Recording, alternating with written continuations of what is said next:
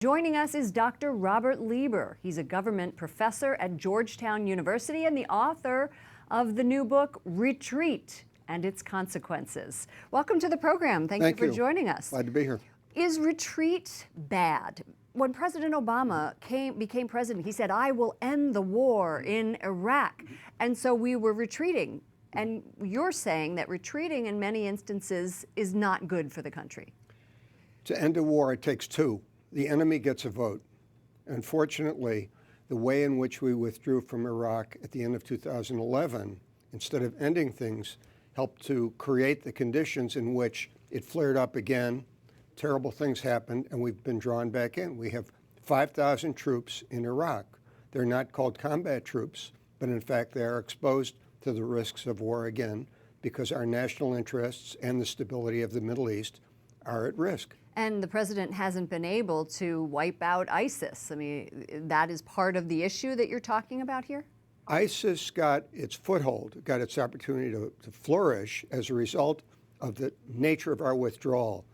We ought to have withdrawn and pulled back in a way that left sufficient U.S. presence to support the Iraqi military and to keep things stable. And the nature of the complete withdrawal was such that it opened up it created conditions for chaos after we left. Sure. Where else in the world do you see us weakened? Ukraine. You just had a piece on Ukraine.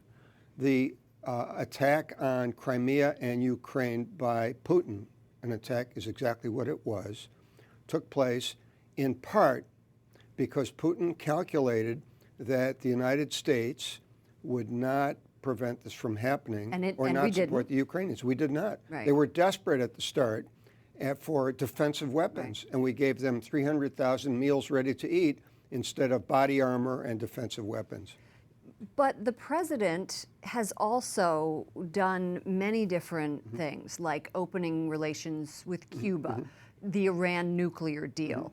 And those are things that are seen by many as positives.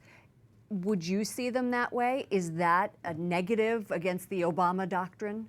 They're a mixed bag. In the case of the Iran nuclear agreement, of course, we all want Iran not to have nuclear weapons.